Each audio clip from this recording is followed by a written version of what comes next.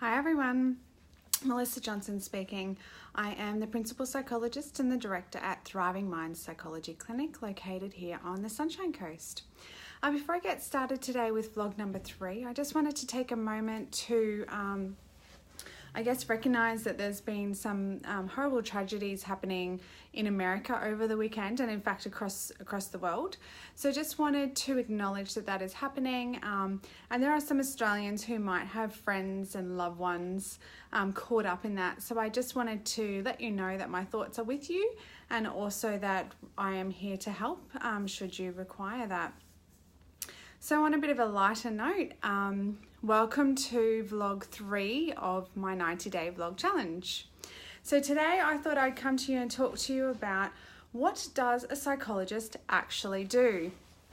Which is a pretty good question. It's actually a little bit difficult to answer because we do a lot of things. There's a really broad range of things that a psychologist can do. So I'm going to attempt to answer that for you. So to start off with, in a general sense, psychologists are trained to assess, diagnose and provide treatment strategies to people that are maybe facing some challenges and just want to improve their quality of life. Now, we do that by utilising some treatment strategies that are based in evidence. So we use evidence-based therapies, and what that means is we use treatments that have been very thoroughly researched and that have been proven to have very beneficial outcomes. Okay, so some of the main therapies that you may have heard of are things like cognitive behavioural therapy and acceptance and commitment therapy. That's just 2 examples. There are many, many more, and different psychologists will use different therapeutic tools depending on their training and depending on sort of their background framework that they come from, and that's completely okay. So psychologists work with people across the lifespan. So we work with children from a very young age, and we can also work with people that are in their later years of life and anywhere in between.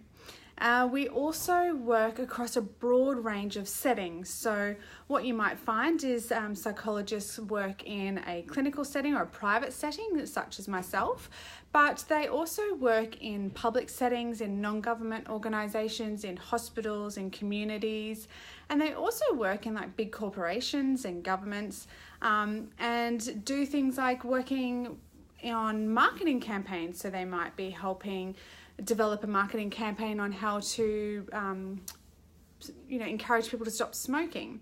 So we can do a broad range of things across a broad range of settings. Generally in the clinical setting, we would probably see people with depression and anxiety the most frequently, but we also work with a lot of other people and a lot of other issues. So for example, we can work with people that might be having an eating disorder or people that might have some trouble with addiction. So whether that's drug addiction, alcohol addiction, or even gambling.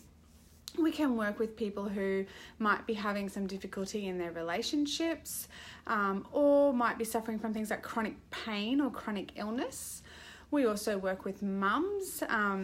It's an area that I have a special interest in, is working with mums in the newborn phase, in that perinatal phase. So working with mums and dads on adjusting to newborn babies or even trying to get pregnant with fertility issues. So there's a broad range of things that we can have training that we can assist with.